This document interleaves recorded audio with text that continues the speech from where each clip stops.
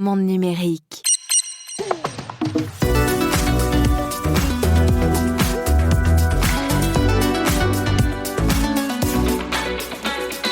OpenAI est-il en train d'inventer le produit high-tech du futur qui nous fera oublier le smartphone et qui va transformer nos vies grâce à l'intelligence artificielle ?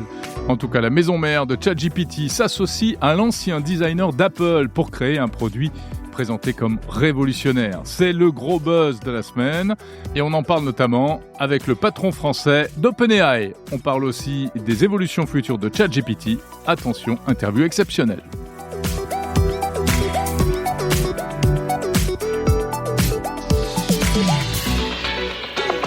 Pendant ce temps-là, les poids lourds historiques n'ont pas dit leur dernier mot et Google dévoile sa stratégie de l'IA partout, Gemini partout, notamment dans la recherche en ligne et dans les lunettes connectées. En France, tandis qu'Emmanuel Macron vante les mérites de l'Hexagone au sommet Choose France, 300 grandes entreprises tirent la sonnette d'alarme. Il faut limiter l'influence de la tech américaine. Je reçois le porte-parole de l'association IMA qui fait 33 recommandations en faveur de la souveraineté numérique. Dans l'actu également, la pépite française du quantique Candela explose les qubits avec une nouvelle machine hyper puissante. À Paris, une Tesla traverse la place de l'Étoile en mode autopilote, comme qui rigole. Et puis, à Taïwan, le patron de Nvidia, Jensen Huang, fait sa rockstar. Enfin, l'IA au service de la santé, c'est une petite révolution qui arrive. On en parle en partenariat avec Capgemini. Bienvenue à l'écoute de Monde Numérique, l'hebdo du 24 mai 2025. Monde numérique, Jérôme Colombin. C'est donc l'info de la semaine et on va commencer par ça. Un objet connecté, mystérieux, sans écran, boosté à l'intelligence artificielle, mieux que le smartphone, mieux que les lunettes connectées. Quel est donc cet objet mystère ? Eh bien, pour l'instant, on n'en sait rien. Mais c'est ce que préparent en grand secret deux grands noms de la tech.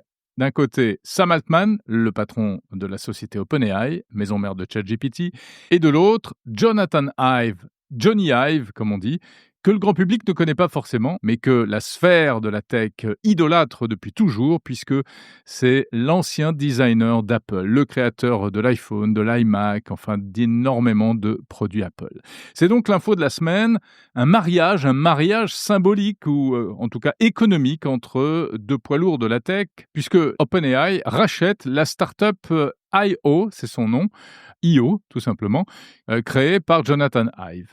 Alors c'est une petite start-up, à peine une cinquantaine d'ingénieurs, mais pour laquelle OpenAI débourserait 6,5 milliards de dollars selon Bloomberg. L'annonce a été faite en milieu de semaine sous la forme d'une vidéo hyper scénarisée comme seuls les Américains savent en faire. Ça se passe dans un café à San Francisco, on y voit les deux hommes discuter autour d'un café avec un air inspiré et parler de leur vision du futur. Et depuis cette vidéo, eh bien, la planète tech s'embrase. Elle est en feu pour essayer de comprendre et de deviner ce que ces deux-là sont bien en train de concocter. Quel est ce fameux produit mystérieux ? Un hypothétique smartphone sans écran, boosté à l'intelligence artificielle de ChatGPT. On parle d'un appareil un peu plus grand que le AI Pin, cet étrange objet sorti l'an dernier. Rappelez-vous, j'avais eu l'occasion de vous en parler dans Monde Numérique, ça n'a pas été un franc succès. Bref, une sorte d'iPod qu'on pourrait peut-être porter autour du cou, mais rien n'est confirmé pour l'instant. Méfiez-vous des images qui circulent sur Internet, car pour l'instant rien n'est officiel. Ce mystérieux appareil pourrait voir le jour l'année prochaine, selon OpenAI, qui prévoit d'en vendre carrément 100 millions d'un coup. Alors, il faut savoir que les deux hommes et leurs équipes planchent sur ce truc-là depuis 2 ans. Ça, on le savait, c'était pas mystérieux. Mais on ne sait pas vraiment sur quoi ça va déboucher. Aujourd'hui, c'est une sorte de coup d'envoi. Ils ont décidé de pousser le buzzomètre au maximum avec des déclarations lyriques comme celle de Jonathan Ive au New York Times qui explique qu'il a le sentiment croissant que tout ce qu'il a appris au cours des 30 dernières années l'a conduit à cet endroit, à ce moment. Voilà, qu'est-ce qui se cache derrière tout cela ? Eh bien, il va falloir attendre pour en savoir plus. On va patienter. On en reparle tout à l'heure avec Bruno Guglielminetti dans le débrief transatlantique. Et puis, on l'évoque aussi avec mon invité cette semaine. J'ai le plaisir de recevoir Arnaud Fournier, le dirigeant de la société OpenAI en France. L'actu cette semaine, c'était aussi Google, bien sûr, avec la traditionnelle conférence d'ouverture de la session Google I.O. édition 2025. Alors, je vous ai proposé en milieu de semaine, d'ailleurs, un épisode spécial pour relatant les principales annonces.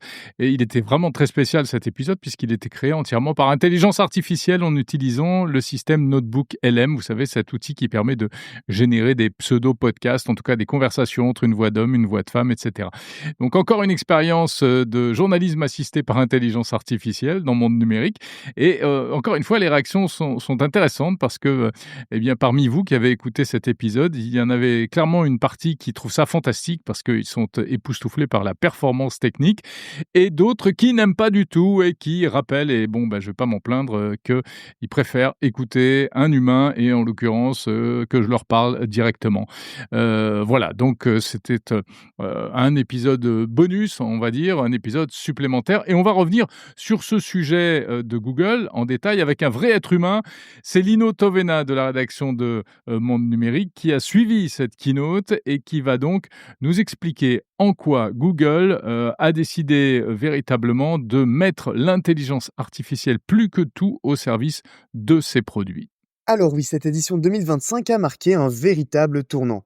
Google veut mettre de l'IA partout dans tous ses produits, en l'occurrence l'IA Gemini. Parmi les annonces phares, Google Beam qui transforme un simple appel vidéo en échange en 3D avec une modélisation du visage à 60 images par seconde. Une prouesse technologique pensée pour les entreprises et les environnements collaboratifs afin de rendre les échanges à distance encore plus réalistes. Autre démonstration marquante, Google Flow, un studio de création vidéo boosté à l'IA qui permet de produire des films entiers à partir de quelques instructions écrites.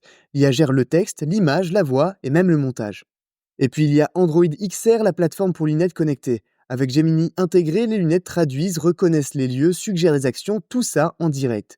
On parle ici d'un assistant virtuel intégré à votre champ de vision, impressionnant mais encore réservé à quelques partenaires comme Samsung ou Gentle Monster. Alors, toutes ces démonstrations, Lino, ça montre une chose, c'est que Google veut vraiment imposer Gemini comme le nouveau cœur de tous ses services.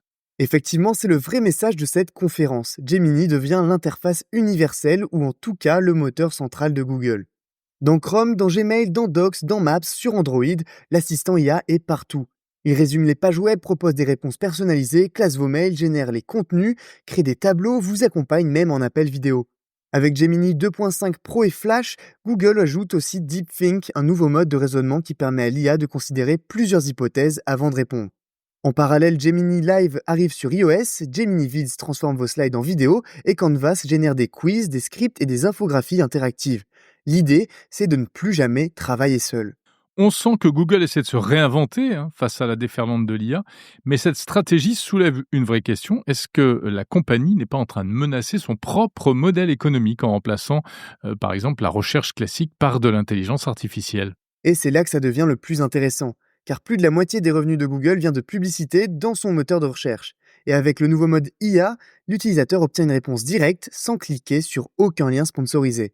Google cannibalise donc potentiellement ses propres revenus, mais la firme semble assumer, elle parie sur un basculement de l'usage, quitte à tout réinventer. Là où Microsoft mise sur l'entreprise et intègre son IA dans ses outils pro, Google joue une carte grand public avec des outils accessibles mais parfois très chers. Exemple, l'abonnement AI Ultra à $249 par mois, qui donne accès aux fonctions les plus poussées. Merci Lino Tovena pour ce coup d'œil sur quelques-unes des nouveautés annoncées par Google. Elles sont très nombreuses, on y reviendra tout à l'heure dans le débrief transatlantique avec Bruno Guglielminetti.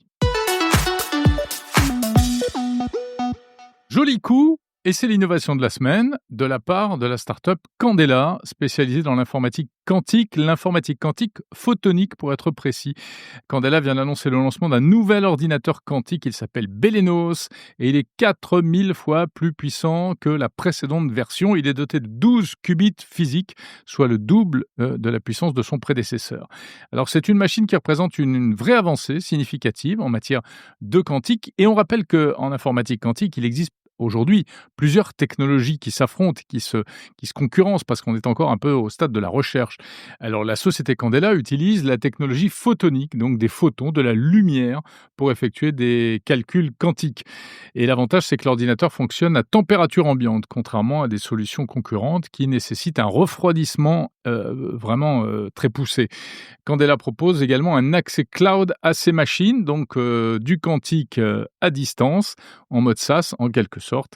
Voilà, donc pour ce nouveau Belenos qui devient en quelque sorte le fleuron, le fer de lance du quantique européen et qui rappelle que la France est plutôt cocorico en bonne position vraiment dans cette course vers l'informatique quantique. Cette semaine, l'actu tech, c'était aussi à l'autre bout du monde, en Asie, du côté de Taïwan, avec le salon Computex, le plus grand salon du monde consacré aux semi-conducteurs, c'est-à-dire les puces. Alors dit comme ça, c'est pas forcément très sexy, c'est très hardware, c'est très le cœur des machines. Jusqu'à présent, d'ailleurs, ça passait un peu sous silence ce salon, mais c'est vrai qu'aujourd'hui le hardware devient un peu plus visible, notamment grâce à l'intelligence artificielle et à des entreprises comme Nvidia. Alors justement, Nvidia qui fabrique les fameuses cartes nécessaires à l'entraînement et au fonctionnement des modèles d'intelligence artificielle, eh bien Nvidia était à la fête avec son PDG Jensen Huang qui a littéralement fait son show, qui a fait une keynote à l'occasion du Computex et qui a été accueilli sur place comme une rockstar, comme partout où il va d'ailleurs en ce moment, mais encore plus à Taïwan puisque Jensen Huang est originaire de Taïwan, même si aujourd'hui il y vit depuis l'âge de 8 ou 9 ans aux États-Unis. Alors rappelons que Taïwan, en plus, est le principal fabricant au monde de semi-conducteurs, avec notamment des entreprises comme TSMC qui alimentent la plupart des entreprises des sociétés du numérique comme Apple, Samsung et autres. Et l'île asiatique est en plus au cœur de tensions internationales entre les États-Unis et la Chine qui revendique ce territoire. Donc, c'est un peu une zone particulièrement sensible d'un point de vue politico-économique. Le salon Computex est donc un salon très très spécialisé où les fabricants du monde entier dévoilent leurs nouveautés. Donc Nvidia a fait pour sa part la promotion de ses nouvelles super cartes graphiques équipées de puces Blackwell, notamment la Grace Blackwell. Jensen Huang a également annoncé la construction prochainement à Taïwan d'un super ordinateur pour l'intelligence artificielle. Et puis d'autres annonces également ont été faites de la part de Intel, AMD, Asus, en fait tout l'écosystème des semi-conducteurs. Et si l'assistant intelligent Siri, que l'on adore sur les iPhones et tous les appareils de la marque Apple, était un jour remplacé ou en tout cas concurrencé par d'autres assistants par intelligence artificielle.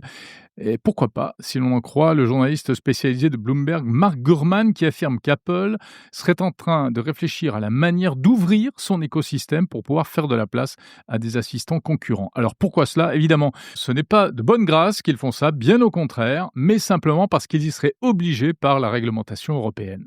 Concrètement, ça veut dire que si vous utilisez un iPhone aujourd'hui, il n'y a que Siri qui peut se déclencher à la voix, qui peut répondre tout de suite et qui peut agir sur les fonctions clés de l'appareil, comme ouvrir le calendrier, les mails, les applications diverses, etc. Eh bien, demain, ça pourrait être ChatGPT ou Gemini de Google ou Claude ou pourquoi pas le français, le chat.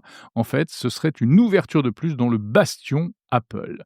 Une première, donc, qui rappelle un peu cette histoire d'imposer un choix des navigateurs Internet dans Windows et qui surtout s'inscrit dans la longue liste des contraintes qui frappent aujourd'hui la marque Apple du fait de la réglementation européenne. Apple a déjà été obligé d'ouvrir son système pour faire la place à d'autres magasins d'applications en Europe. Donc, c'est la suite. Ils doivent être très, très énervés chez Apple à cause de cette contrainte. Cela dit, vu le retard d'Apple en matière d'intelligence artificielle, et notamment au niveau de Siri, on se demande si finalement pour les utilisateurs, ce ne serait peut-être pas une bonne nouvelle de faire de la place à d'autres produits un peu plus évolués.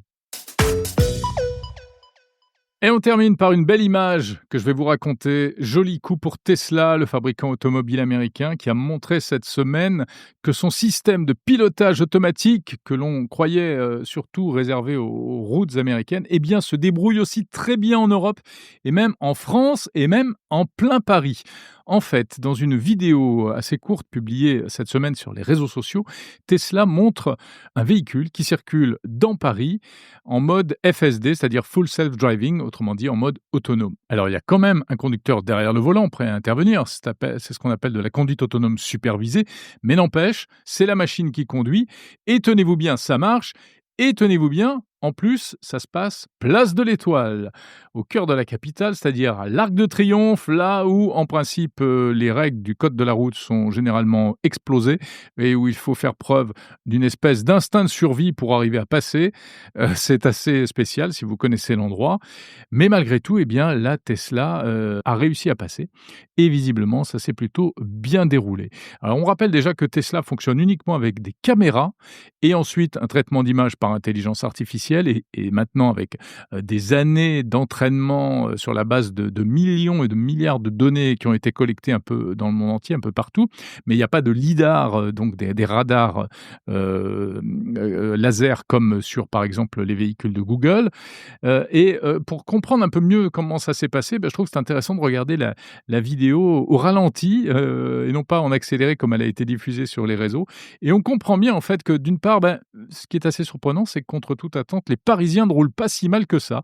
Et en fait, même place de l'Étoile, c'est quand même un peu les règles de base qui s'appliquent, il faut l'avouer, contrairement aux apparences. Et puis surtout, on comprend à quel point un tel véhicule est capable de traiter une quantité d'informations phénoménales. En gros, de regarder en même temps, devant, derrière, à droite, à gauche, vers l'avant, vers l'arrière, ce que finalement un être humain ne peut pas faire dans un environnement aussi compliqué, aussi rapide que la place de l'Étoile. Et c'est peut-être là où on comprend la supériorité d'un véhicule autonome sur un être humain, alors qu'on pensait que dans un contexte comme ça, complètement sauvage, eh bien, n'y arriverait pas. Voilà, petite vidéo à voir, c'est un petit coup de pub pour Tesla, mais il faut dire que là, ils s'en sont bien sortis. Voilà pour l'actu. Alors, Monde Numérique, vous le savez, c'est le podcast qui explore les innovations d'aujourd'hui et aussi celles de demain, y compris celles qui sont en avance sur leur temps. Et c'est le cas de Froghands, cette technologie française discrète mais innovante qui permet de publier et de consulter du contenu sur Internet. Froghands, alors ce ne sont pas des sites web classiques, ce sont des interfaces légères, accessibles sur tous les appareils, quel que soit le système d'exploitation. Une sorte de web parallèle, basé sur des standards ouverts, sans tracking, ultra sécurisé. Donc si cette philosophie de technologie vous intéresse, vous pouvez contribuer à son développement, car la société F2R2, qui porte le projet Froghands, ouvre son capital au public. C'est une opportunité d'investir dans une innovation made in France, porteuse d'un vrai changement de paradigme.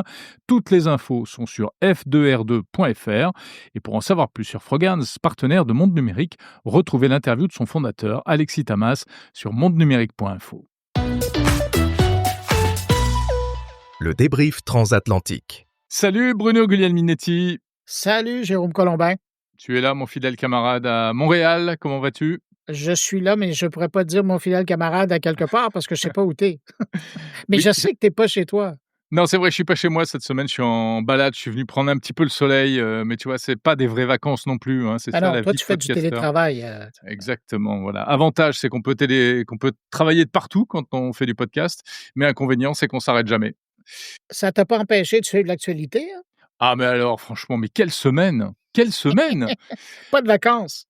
Mais fantastique ces annonces. Je pense qu'il faut qu'on revienne sur, principalement les annonces Google, qui sont quand même, je ne sais pas ce que tu en penses, mais cette keynote, moi, j'ai été obligé d'y revenir plusieurs fois parce que de prime abord, je me suis dit: «Ouais, en fait, c'est pas transcendant, c'est des choses qu'on a déjà vues». Ils nous présentent Astra, Starline et cetera. Mais en réalité, quand tu creuses, c'était un déluge d'annonces dans tous les domaines, des choses, très spécialisées, très professionnelles et puis d'autres qui concernent plus le grand public. Mais au final, il nous faudrait 1 heure pour débriefer ces annonces Google du Ouais. début de semaine. Et je pense que je n'exagère pas, mais j'ai l'impression qu'ils ont prononcé le mot Android seulement 5 fois, tellement c'était l'IA, l'IA, l'IA, l'IA. Gemini, Et Gemini. Oui, et le Oui. nom des nouveaux produits, puis particulièrement Gemini. Et Ouais. donc, c'est ça. Alors, j'ai l'impression, c'est un peu comme s'ils avaient évacué tout ce qui était, ben, j'exagère un peu là, mais tout ce qui était Google et que là, maintenant, on focus sur Gemini Ouais. et on mise le tout pour le tout. J'avais Ouais. l'impression d'être au casino et de voir, bon, ben, on prend notre fortune, ça passe ou ça casse. Toi, qu'est-ce que tu as retenu, Bruno, de plus spectaculaire? Ben, je pense qu'il y a 2 choses que je retiens, ben, pas je pense, je retiens 2 choses. D'une part, c'est, le mode AI qui arrive dans le Google Search, donc qui va Ouais. finalement et il devait faire quelque chose, on s'entend, puis c'est pas la première fois qu'on en parle.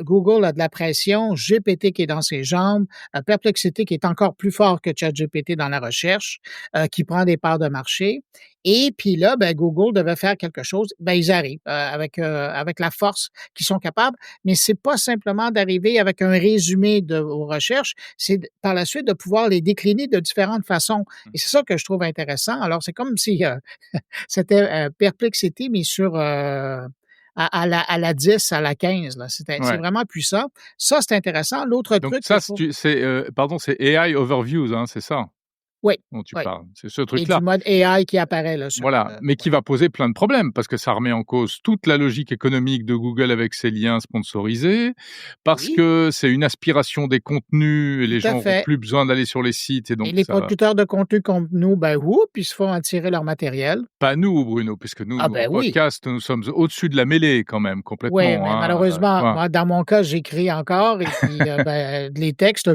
ils sont Ils aspirés vont par être la machine. aspirés, ouais. Ouais. Mais Tu sais que mais ça va pas l'autre être truc. disponible en Oui, France, ce pardon. système-là? Ouais, bah, non, mais juste ça, parce qu'il faut qu'on en parle quand même de AI Overview, ça sera pas dispo en France, en fait. C'est le seul pays du monde quasiment où ça va pas arriver dans un premier temps. Toujours pour les mêmes raisons. Ouais. Ah, j'aurais le goût de te dire que merci la réglementation, mais ça, c'est un autre sujet, on en parlera plus tard. Ne commence pas à me parler de réglementation parce qu'après je me fais engueuler par mes auditeurs. Oui, ça, Moi, je j'ai le reçu un sais. Ben, tu Mais ouais, mais j'ai reçu un message cette semaine, je prends 2 secondes pour en parler, ou d'un auditeur qui me dit qu'on en fait trop contre la réglementation européenne et qu'il a l'impression qu'à l'inverse, on valorise trop la tech américaine et ça, je pense que enfin, je voudrais répondre si tu je sais pas ce que tu en penses, mais c'est un peu un mauvais procès, c'est un peu un faux procès qu'on nous fait parce que oui, on est critique par rapport à trop de réglementation européenne parce que ça pose des problèmes. Mais moi, je suis le premier aussi à valoriser les technologies, les innovations françaises, et cetera. Et toi, je sais pas comment tu vois les choses de l'autre côté de l'Atlantique, mais c'est quand non, même ben, une moi, réalité. je suis le premier je suis le premier à faire des blagues à ce sujet-là, mais de l'autre côté, je suis le premier à remercier la France d'en faire autant parce que ça fait par la Et suite boule voilà. de neige à travers la planète. Et donc, chaque fois que vous réglementez, j'ai un petit sourire, mais dans le fond, je le sais que par la suite, on va tous en bénéficier. Et combien de fois je l'ai remercié chez toi sur le plateau de François Sorel, mais bon, C'est ça ne vrai. m'empêche pas de dire quand même que la France est un pays qui aime bien réglementer, Mmh. ce qui est pas faux. C'est tout. Bien sûr. Il faut prendre un peu ce qu'on dit, en plus, parfois un peu au second degré, et puis de toute Ben façon, oui. cette histoire n'est pas simple parce qu'il y a autant de bonnes choses que de mauvaises choses. On revient à Google? Ouais, mais oui, on vient à Google parce que la deuxième chose que moi j'ai trouvé très intéressante, c'est cette fameuse paire de lunettes. Parce que, Oui. à l'heure actuelle, il y en a que pour Meta et ses Ray-Ban et là, oh, ben, il y a le précurseur dans le domaine qui est en train de revenir dans le décor avec quelque chose d'intéressant et ça, c'est assez prometteur. J'ai, des collègues qui, étaient, en Californie qui, les ont essayés puis ils ont dit: «Ah, c'est pas Mmh. désagréable». Ah, cool. Ah ouais, d'accord. Donc, ce serait la version, une en fait, c'est un revival des Google Glass. Ils ont été les premiers à lancer un truc comme ça, hein, J'allais dire, eux réinventent rien parce qu'ils reviennent à ce qu'ils avaient déjà fait, mais ils qu'ils avaient bonifient. déjà fait. Ils ont fait évoluer Mmh. le modèle. Ouais. Mais de ton côté, Ouais, qu'est-ce que alors tu retiens? moi, je retiendrai 2 choses, vraiment spectaculaires. D'abord, les démonstrations qu'ils ont faites de traduction simultanée dans Google Meet. Ouais, ouais. Waouh! Waouh, waouh, waouh! C'est-à-dire que cette histoire de pouvoir faire une visio avec quelqu'un qui parle pas ta langue et qu'il y ait une traduction simultanée, l'idée est pas nouvelle. Il y a déjà eu plein de démos, et cetera, mais il y Ben, a comme rien on qui fait, nous, marche chaque vraiment semaine. bien. Oui, enfin, nous, on parle la même langue, hein, c'est quand même plus pratique, Ah ben, de temps en nativement, on temps, parle quand je t'écoute ou quand il y a des auditeurs qui m'entendent, ils sont pas certains. Bon, ben, enfin, poursuis, pardon. c'est pas faux, mais c'est un autre débat. Mais grosso modo, c'est à peu près la même langue quand même, on va dire. Tandis que là, si vraiment tu peux discuter alors pour l'instant, ça fonctionne qu'en espagnol, en anglais, je crois Ouais, c'est les 2 et langues. C'est ça, hein, les 2 langues. Bah oui, les 2 langues les plus parlées au monde. Alors, ce ne Non, sont aux que des États-Unis. démonstrations. Ouais, Ben, oui, c'est d'abord et avant tout, hein, ils le testent sur le marché, mais dans bien sûr. quelques temps, il y a d'autres langues qui vont arriver, dont le français, comme d'habitude. Mais en tout cas, si ça marche aussi bien que ce qu'ils ont montré, c'est, incroyable et ça, c'est un game changer comme dirait l'autre, hein, ça va être assez fantastique et puis la Écoute, je sais pas si c'est sur Wired ou The Verge ou The Bloomberg que j'ai vu, mais il y a une journaliste qui a fait un test avec les 2 personnes qu'on voit dans la fameuse démo, de d'accord. Google l'autre jour et ils ont repris et il y avait donc celui qui a développé, les 2 personnes qui étaient là et puis la journaliste et elle a eu la même expérience. Elle dit évidemment à l'occasion ça jure un peu et que la Mmh. traduction est pas juste, mais somme toute l'expérience est vraiment prometteuse. Alors, Ah, c'est il faudra intéressant. voir. Mais avec le Ouais, et tu le sais, hein, c'est avec le temps que ça va se bonifier en bien sûr. apprenant des utilisateurs et ça va être dans un an, on rira, ça sera commun. L'autre chose que tu as trouvé intéressante? Alors l'autre chose que j'ai trouvée intéressante, c'est, Veo. Veo, 3 qui est donc, plus un autre outil qui s'appelle, je crois, Lyria et les 2 mis bout à bout, en fait, en gros, c'est la possibilité de fabriquer des vidéos, mais à partir de rien, à partir de prompts. Mais alors ça se faisait déjà, hein, il y a déjà eu pas mal de choses dans ce domaine. Mais un, c'était pas parfait et 2, il y avait pas la bande son. Là, ça te sort également les dialogues, les bruitages derrière et on voit depuis quelques jours sur les réseaux sociaux des petits bouts de vidéos Ah, c'est apparaître qui fou, sont mais hein? hallucinants. Ouais. C'est fini, on est mort. Moi, enfin, moi, il faut arrêter. Moi, je suis contre ça là. Je suis trop vieux, c'est pas possible. Ces trucs, c'est des micro-trottoirs, des gens interrogés dans la rue. Tu as vu le faux reportage sur un salon automobile de quelques Oui, secondes? ben, c'est ce On que j'allais interviewe te des citer comme personnes, exemple. un Ouais, micro-trottoir. Mais c'est dingue, mais plus personne ne peut dire c'est de l'intelligence artificielle. ouais. On rentre dans un fake monde, dans un fake world total. Je suis contre, mais bon, j'ai envie Ben, écoute, d'essayer. moi,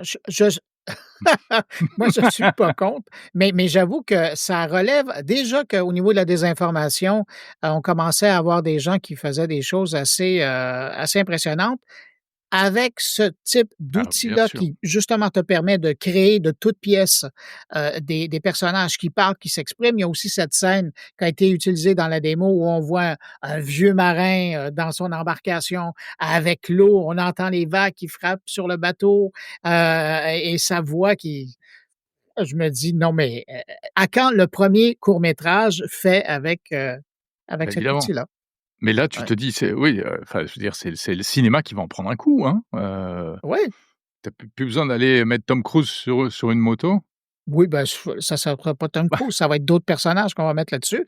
Mais, j'aime bien dire que, Spielberg, à l'époque, Ouais, avait quand même révolutionné le cinéma avec, sa petite caméra, familiale, dans son sous-sol, quand il avait commencé à faire ses premiers films, puis c'est avec ça qu'il s'est ouais, mis bien à sûr. tourner. Puis après, il a évolué, ben, c'est ça. Alors là, il y a des gens qui sont, derrière leur écran, qui probablement peut-être nous écoutent, on les salue, qui sont en train de travailler sur le prochain court-métrage qui va sortir et qui va faire toute une différence. On est là, c'est une fois de plus, c'est l'histoire qui se réécrit. Là, ce coup-ci, c'est dans le Tout cinéma. à fait.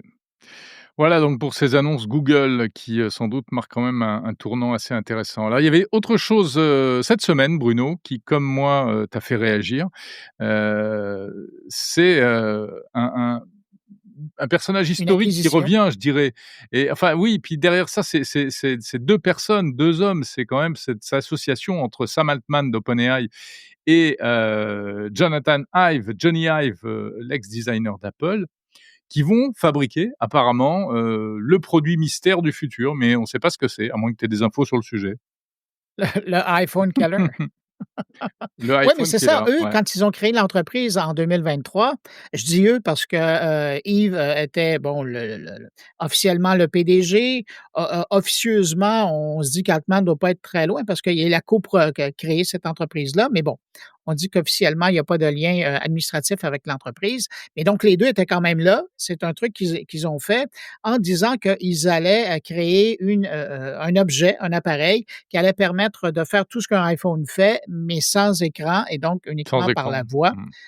Ouais et donc ben, ça fait penser un petit au petit bidule que, tu t'époumonnais à nous vanter les mérites là, il y Oui, a 1 à le 2 années là.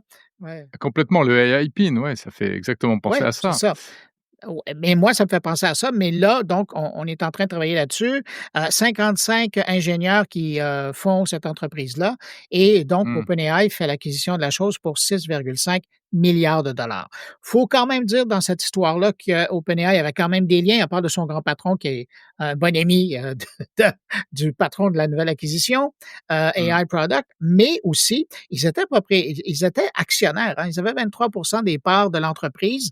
Alors là, c'est un peu comme une acquisition finale et moi, j'ai l'impression que, mis à part la production de ce produit, qui va permettre à OpenAI d'accéder à une vague de contenu qui sera générée par des utilisateurs. Je pense que c'est une des raisons pour laquelle ils veulent créer ça. C'est aussi la possibilité de bénéficier du savoir-faire au niveau du design, de l'ex-Apple, Bien sûr. pour revoir toute l'interface d'opération, du monde de OpenAI, donc les ChatGPT et compagnie, là. Mais c'est super intéressant parce que, le succès de l'intelligence artificielle générative, il est intimement lié à l'interface et il faudra, ça tout dépend par quel type d'outil et par quel type d'interface on va utiliser ces outils et effectivement avoir un grand nom comme ça du design parce que Johnny Ive, quand on dit design, c'est pas juste, dessiner des jolis produits sur un coin de table avec son stylo et sa feuille de papier. C'est un type qui pendant des années a travaillé aux côtés de Steve Jobs et qui était capable de mettre un petit peu la vision de Steve Jobs dans des produits que les utilisateurs allaient aimer à cause de leur élégance et Mmh. en même temps d'intégrer toutes les contraintes techniques. Parce que c'était ça la magie du truc, c'était Ouais. miniaturiser, bien placer les composants pour que à l'extérieur ce soit beau et qu'à l'intérieur ce soit efficient. Et le succès de l'IA, je pense effectivement va passer, en tout cas au succès auprès du grand public, va passer par ce type d'outil. Alors est-ce qu'il faut que ce soit quelque chose de complètement nouveau, de différent du smartphone ou des lunettes comme ils nous le disent? Ben, on verra bien. Après j'ai l'impression que c'est toujours un peu dangereux de faire mousser comme ça, quelque chose en disant: «Attention, tenez-vous bien, on va révolutionner le monde, l'année prochaine quand on va sortir notre truc». On pourrait, être assez déçu, enfin on a déjà vécu ce genre d'événement, hein, ce genre d'histoire. C'est vrai et c'est important de le rappeler. Bruno, de quoi parles-tu cette semaine, dans ton carnet?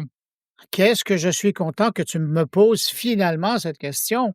La semaine dernière, on parlait des téléphones à l'école. Ouais, Là, cette semaine, je m'attarde avec Lionel Tardy, quelqu'un que tu connais, qui est un ouais, des 2 auteurs, du fameux guide, du CES. Lui, dans la vie, il est, en charge de la direction des études dans une école, chez vous en France et donc on parle de l'implication de l'IA au niveau de l'éducation. C'est pas seulement une histoire de triche dans les examens, mais bien c'est sûr que beaucoup non, plus ouais. loin. C'est que là, on est en train, si on n'arrive pas à bien encadrer l'utilisation de l'IA, on va tout simplement empêcher toute une génération de travailler le muscle de la pensée et de la réflexion. Et ça pourrait avoir un impact fort important sur le développement de nos sociétés, de nos démocraties. Alors, c'est un vrai sujet en tant que tel. J'étais content d'avoir Lionel Tardy pour nous partager sa réflexion. Et puis, sinon, j'ai la chance d'accueillir Joselito Michaud, qui est un manager d'artistes, un agent, comme on les appelle chez nous. Mmh. Quelqu'un qui a presque le même parcours, que René Angélil, mais avec une certaine Isabelle Boulay. Ah! Isabelle Boulay, Ouais. oui, grande Ouais, chanteuse québécoise. c'est l'homme derrière, la carrière de la femme et puis, mais là, récemment, il a pris d'assaut, Facebook et il a carrément créé une méga communauté de gens, avec qui il s'est retiré du monde du show business, là et il était très connu. Il y avait des émissions de télé à la Nagui ici ou à la, Michel Drucker. Mmh. Il avait pris le devant de la caméra, là et donc il s'est retiré pour des raisons personnelles et maintenant il revient dans l'œil du public, mais par le biais de Facebook et c'est vraiment intéressant donc de parler à un homme qui a su utiliser la machine médiatique pour faire passer des messages avec toutes ses contraintes et du jour au lendemain se retrouver directement avec une communauté, avec le public et de voir comment ça a changé sa vision de la discussion avec le public. C'est une belle discussion. Eh bien, je propose qu'on se retrouve, la semaine prochaine comme d'habitude. Ben, proposition acceptée. Salut Bruno, à la semaine prochaine. Bye, Jérôme.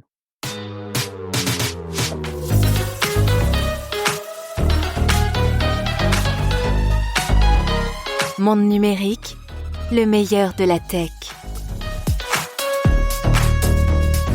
L'intelligence artificielle révolutionne la santé, y compris dans des domaines peu connus du grand public comme les essais cliniques. On en parle dans un instant avec Capgemini. C'est la séquence invitée de Monde numérique.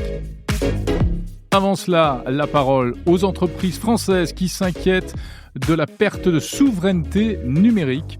Et tout d'abord, je suis ravi de recevoir dans Monde numérique, en exclusivité, le responsable de la société OpenAI en Europe. Vous le savez, si vous souhaitez écouter ces interviews en version intégrale tout de suite, il faut vous abonner à la version premium de Monde numérique sur Apple Podcast ou sur Spotify. Sinon, retrouvez ces interviews en version intégrale la semaine prochaine en épisodes séparés sur le fil du podcast Monde numérique. Bonjour Arnaud Fournier. Bonjour Jérôme. Vous êtes le responsable du tout nouveau bureau d'OpenAI en France qui a ouvert en 2024. Ravi de vous recevoir dans Monde numérique. Alors, OpenAI, qu'on ne présente plus, maison mère de ChatGPT. Tout d'abord, ce bureau en France, c'est le premier en Europe. Il va servir à quoi ? Quel est l'intérêt pour une entreprise comme OpenAI de s'implanter en Europe et particulièrement en France ? D'abord parce que la France, c'est un terreau d'innovation. Je pense que vous le voyez tous les jours, les startups, l'investissement, l'innovation, les ingénieurs. On a beaucoup d'ingénieurs français chez OpenAI.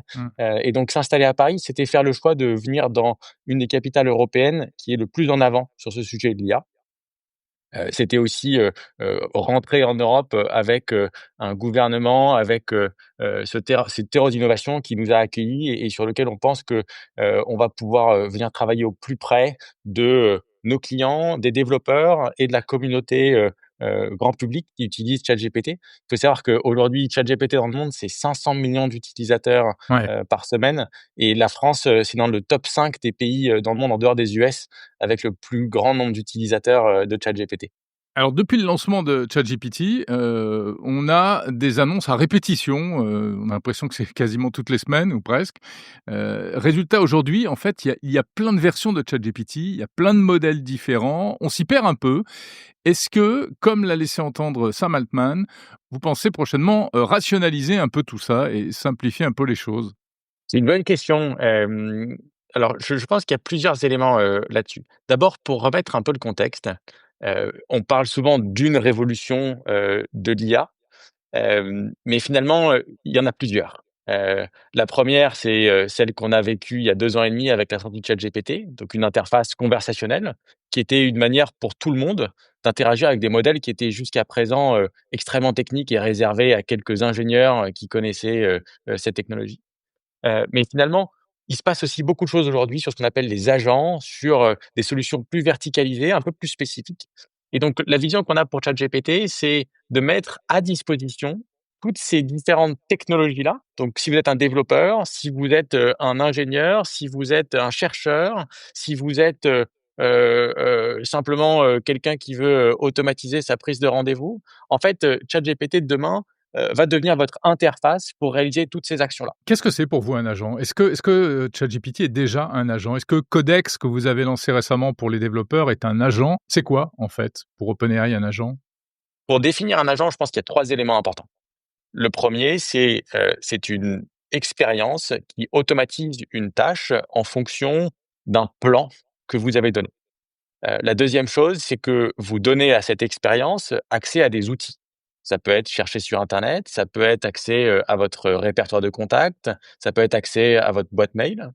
Et le troisième élément, ça va être un set de garde-fous de sécurité pour vous assurer que l'agent et donc cette expérience automatisée va réaliser une tâche telle que vous l'espérez ou vous le voulez.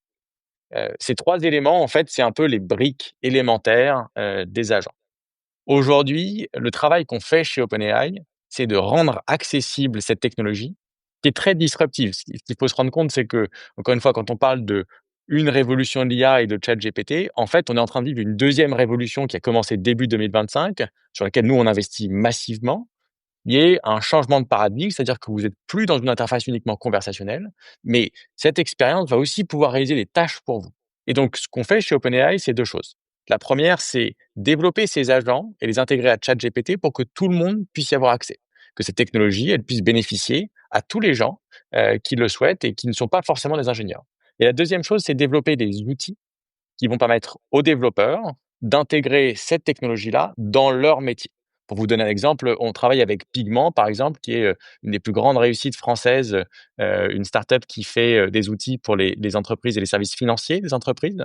Et donc Pigment intègre nos technologies, à la fois nos modèles, mais aussi les outils qu'on a créés pour construire des agents dans leur système pour que les directeurs financiers des entreprises puissent interagir avec.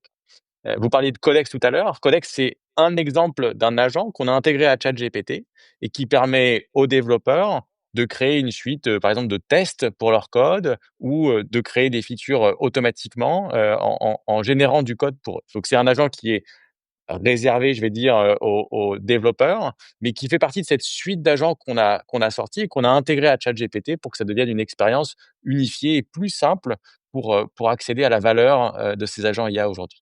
Alors, OpenAI travaille avec l'ancien designer d'Apple, Jonathan Ive, sur la réalisation d'un mystérieux produit qui devrait sortir l'an prochain, qui serait bourré d'intelligence artificielle.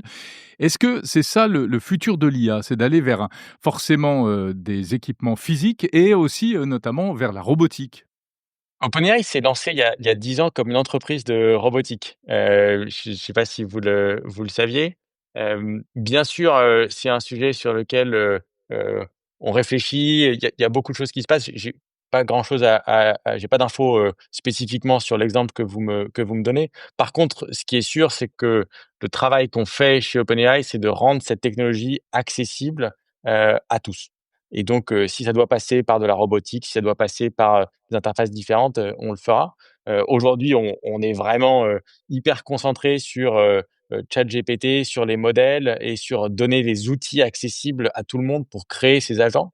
Le jour où ce sera nécessaire d'étendre, à d'autres choses, bien sûr, on regardera et on sera très heureux de développer des expériences différentes. Dans le grand public, il y a une utilisation aussi qui est faite très largement de ChatGPT, c'est l'utiliser aujourd'hui de plus en plus comme un moteur de recherche. Est-ce que la recherche en ligne du futur, c'est ChatGPT Search ou d'une manière générale, est-ce que c'est l'IA générative? Effectivement, je pense qu'on vit un grand changement, d'usage. Je vais vous parler de mon expérience à moi, mais je me retrouve souvent à utiliser ChatGPT pour poser mes questions et je me rends compte que jusqu'à il y a pas si longtemps, quand j'allais sur un moteur de recherche, je finissais par cliquer sur, 5 ou 10 liens. J'avais plein d'onglets ouverts et je faisais ma recherche et ça devenait quelque chose d'assez lourd. Aujourd'hui, en utilisant ChatGPT Search, je me retrouve à avoir une expérience unifiée où je pose ma question et directement j'ai la réponse, j'ai les liens que je peux aller consulter sur les différents sites, si je veux creuser, un ou plusieurs sujets. Donc je pense que ça change complètement l'usage. Deep Research, c'est un peu, une version de la recherche sous stéroïdes. C'est-à-dire que vous avez probablement fait dans le passé, et quand vous préparez ces podcasts, en fait, chercher sur un sujet pour comprendre qui est une personne ou un sujet pour avoir vraiment une vue holistique, de ce sujet-là. Ça va vous prendre une journée, 2 jours. Mmh. Potentiellement, vous n'allez pas vous retrouver avec 10 onglets, mais 100 onglets ouverts et après vous devez, rédiger un rapport pour être sûr d'avoir des notes un peu exhaustives sur ce sujet-là. En termes d'expérience utilisateur, moi, je me retrouve souvent sur mon vélo à me dire: «Ah bah, en fait, j'ai envie de creuser ce sujet-là, bah, je vais faire, une query deep research» et puis j'arrive chez moi et en fait, j'ai un rapport d'une dizaine de pages, sur ce sujet que je peux lire et qui, en fait, me donne tout ce que je dois savoir en 10 minutes, sur un sujet que je veux creuser. Et le deuxième, c'est Operator. Donc Operator, c'est un agent qui est capable d'interagir directement avec un navigateur internet.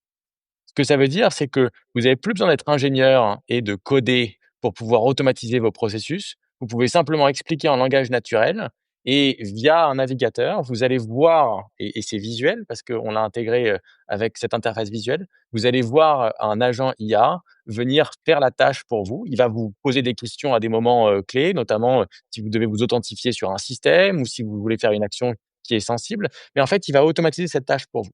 Et donc ça, c'est deux choses qui sont, je pense, assez nouvelles, et qui montrent bien que ChatGPT est en train de changer de cette interface uniquement conversationnelle vers une expérience beaucoup plus unifiée, et les chiffres parlent d'eux-mêmes.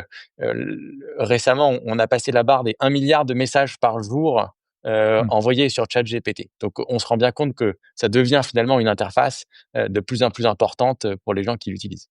Merci beaucoup Arnaud Fournier, responsable du bureau d'OpenAI à Paris. Merci Jérôme et peut-être juste, une petite chose, on recrute activement en France, donc allez sur notre site, de carrière, on sera très heureux d'avoir, des applications, on aime beaucoup les Français et on est hyper heureux. Merci beaucoup, Jérôme de m'avoir accueilli aujourd'hui. Merci à vous.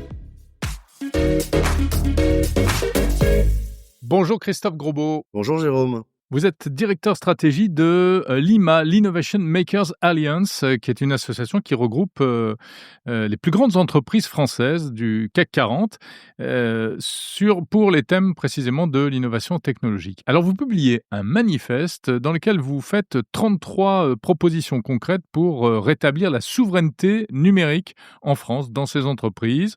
Quel est le constat que vous faites ? Ça veut dire qu'il faut, dans les entreprises françaises, moins de Microsoft Office, de Google, etc., et plus de solutions logicielles, notamment françaises. Pour moi, l'urgence, c'est capital.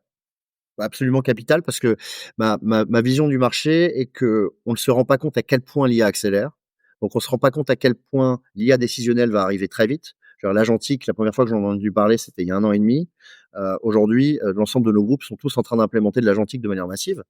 Quand on va passer à l'IA décisionnelle et donc à une IA qui prendra les décisions pour nous, pour nos entreprises, à ce moment-là, si on n'a pas fait le travail qu'on a besoin de faire pour être capable d'avoir recréé une autonomie stratégique sur l'IA qu'on utilise pour prendre ces décisions, ce sera potentiellement très problématique pour le futur de l'Europe, parce que dans 30 ans, dans 40 ans, on ne sait pas comment les choses peuvent évoluer, et comme on n'aura pas créé ces champions, on n'utilisera que des champions étrangers, et à ce moment-là, ce sera, je pense, un vrai risque d'ingérence, un vrai risque de fin de notre indépendance.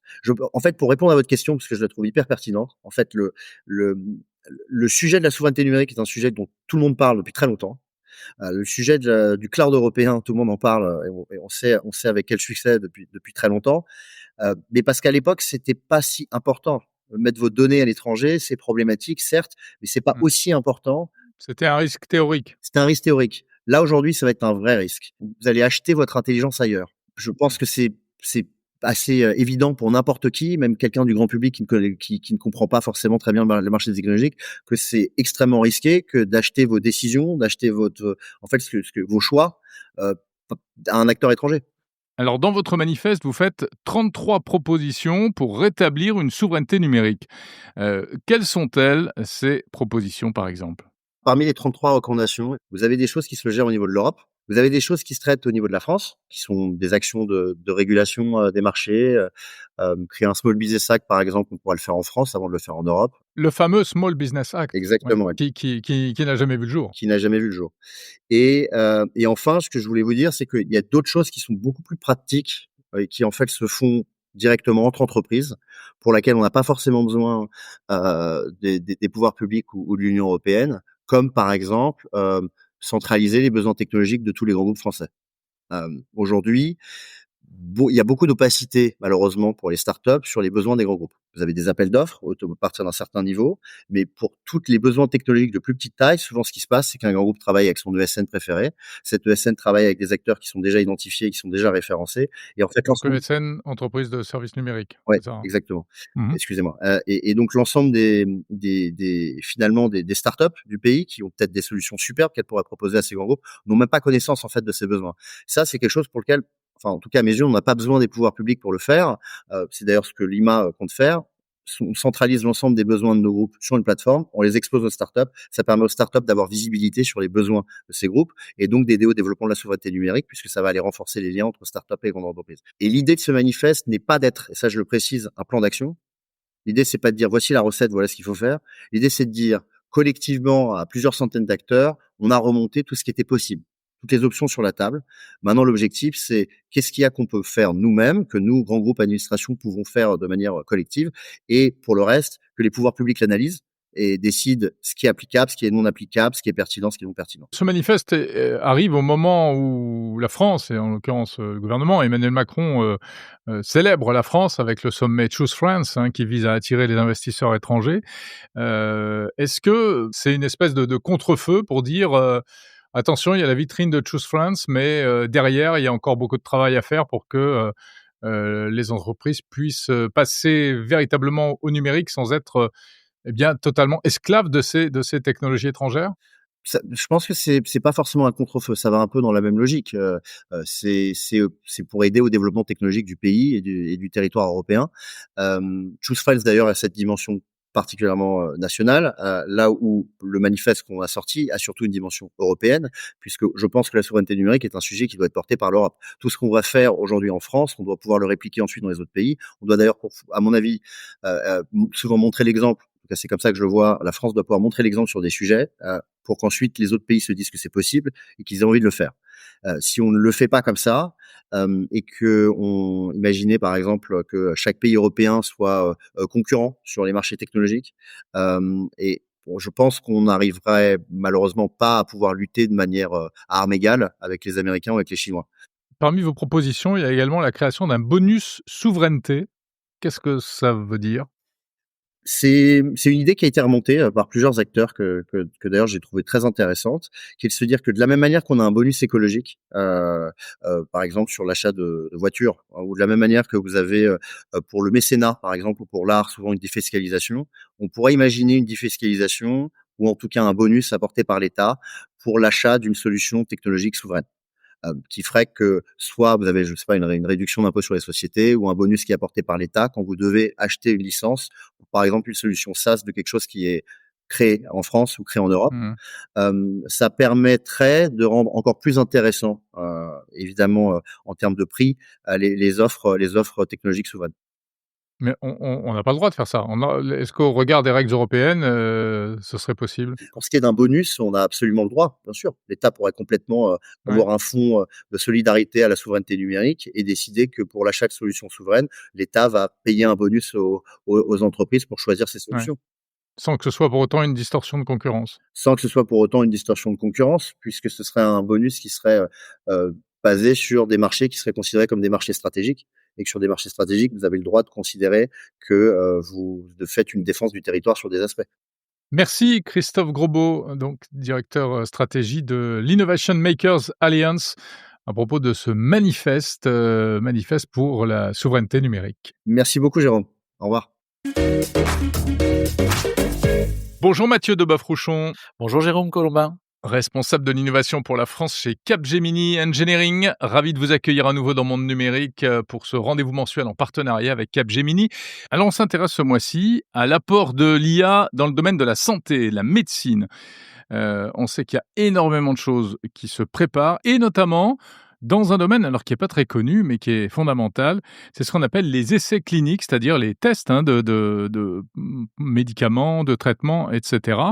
Là aussi, l'IA peut aujourd'hui, nous rendre service. Naturellement, dans ce qu'on va couvrir quand on va parler de tests cliniques, il faut bien rappeler qu'on est sur quelques dizaines d'individus jusqu'à plusieurs milliers. C'est un processus qui est extrêmement long, qui est très intéressant, qui nécessite de documenter, et c'est là que l'intelligence artificielle va vraiment avoir un point très important pour mieux concevoir notamment le protocole, pour mieux travailler la partie réglementaire, et puis aussi surtout pour mieux recruter les cohortes de patients. Alors quand on doit recruter des patients qui vont tester la formulation, on va devoir naturellement identifier les zones géographiques, tester sur certaines personnes atteintes de certaines pathologies, identifier plus d'hommes que de femmes, etc. Donc il y a tas de critères qui sont intéressants. L'IA permet d'optimiser ce processus et puis elle permet de documenter beaucoup plus facilement.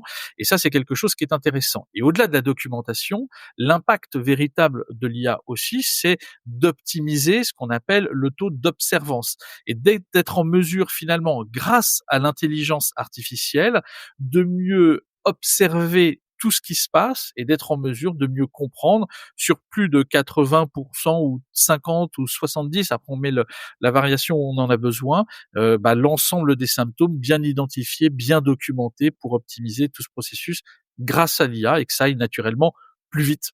Plus vite dans quelle proportion? Un des sujets, alors tout est question de variation. On sait qu'il faut plusieurs années pour lancer un nouveau médicament. Les contraintes réglementaires sont très fortes. La documentation est un des sujets et un des enjeux extrêmement forts. Mais par exemple, quand on est en mesure de prendre de l'intelligence artificielle, enfin d'utiliser de l'IA, et on va prendre un exemple avec Pfizer notamment pendant le Covid, qui grâce à des modèles prédictifs a été en mesure d'enrôler près de 50 000 volontaires en 6 mois sur 750 sites qui ont été connectés. Et donc, ça permet vraiment de travailler à l'optimisation du recrutement et puis à densifier nettement plus la capacité d'utiliser ces nouveaux patients augmentés pilotés par l'IA pour observer sur les sujets qui sont ceux de la réaction à une formulation et aux potentiels effets secondaires qu'on aurait à subir. Alors, je crois qu'il y a pas mal de projets qui sont menés, notamment en France. Vous avez participé à des choses notamment dans la région de Lyon sur l'endométriose, c'est ça? Oui, effectivement, alors c'est un des projets de recherche qu'on a. Il faut savoir qu'on en a 65 projets de recherche actifs aujourd'hui, dont certains dédiés à la santé. Et dans ce projet qui s'appelle Dimedia, il y a effectivement une brique technologique qui s'appelle Endoscore, qui a donné naissance à Endopass, et qui est un outil qui permet aux médecins de mieux identifier l'ensemble des sujets liés à l'endométriose, parce qu'on sait que c'est des maux de ventre notamment, mais pas que, et qu'on pourrait très vite les confondre avec d'autres pathologies. Et cette brique technologique permet de mieux identifier ce qui est relatif à l'endométriose, aussi l'état mental des patientes en question, et de mieux prévenir potentiellement les différents soins qu'il y aurait à opérer et traitements que l'on pourrait apporter aux patients pour qu'il y ait un confort de vie un peu plus facile. Et c'est vrai qu'aujourd'hui, l'endométriose, enfin en tout cas aujourd'hui, il y a quelques années, c'est un sujet sur lequel il y a assez peu de formation, assez peu de finalement de sensibilisation du corps médical. Il y a quelques experts qui sont vraiment spécialisés sur le sujet. Et là, on voit que l'IA permet également à des sachants non formés d'être assistés pour mieux identifier très vite cette pathologie par rapport à d'autres avec laquelle on pourrait la confondre. Merci Mathieu Deboeuf-Rouchon, responsable de l'innovation pour la France chez Capgemini Engineering. Merci Jérôme.